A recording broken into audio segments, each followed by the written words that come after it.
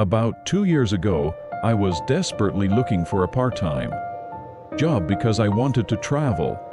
It was during a particularly hot period, and I remember flipping through job listings while sweating profusely and making numerous calls, but to no avail. Lying sprawled on a worn tatami mat, I aimlessly browsed through the job magazines, cursing under my breath. It was a time of recession. To save electricity, I kept the lights off until nightfall, with the setting sun casting shadows that looked like dark crosses on the tatami through the window frame. Distant sounds of trains and the aroma of dinner from another room filled the air. There's still cup noodles, I thought, pushing myself up to tidy the scattered magazines. That's when a page, perhaps accidentally turned, caught my eye.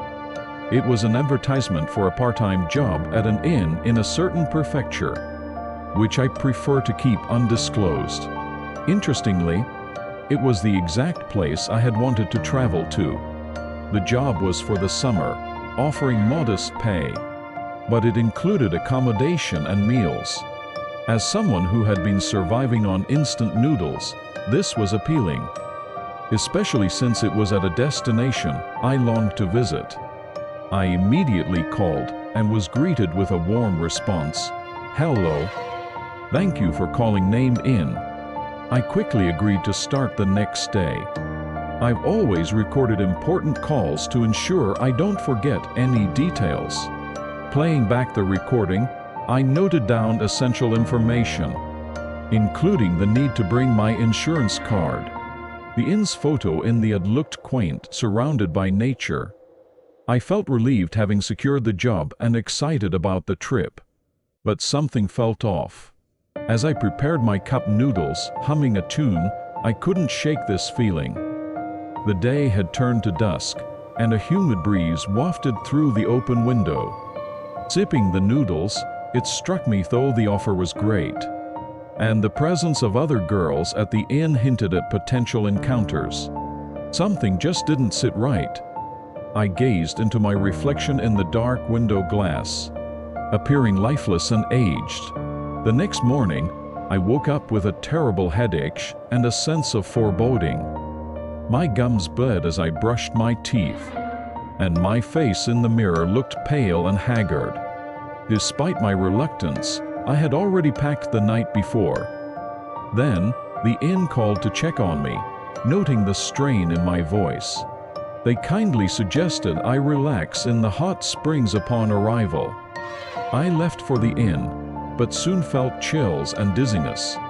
It began to rain heavily, and I reached the station drenched, coughing violently.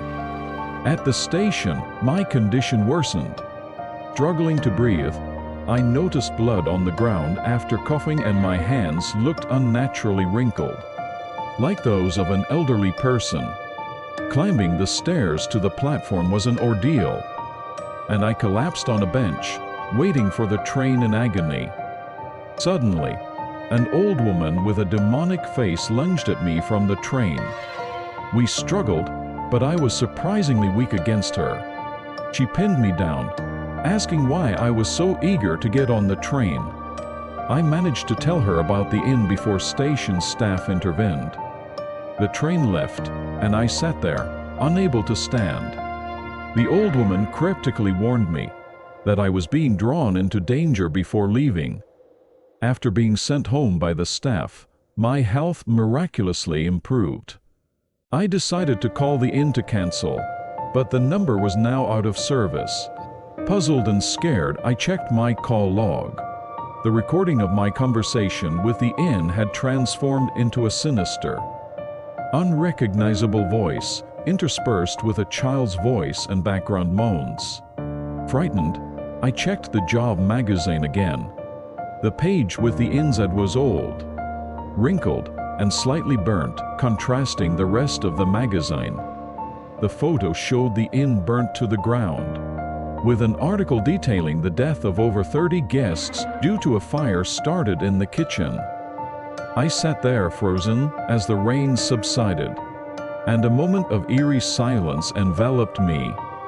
Then, the phone rang again,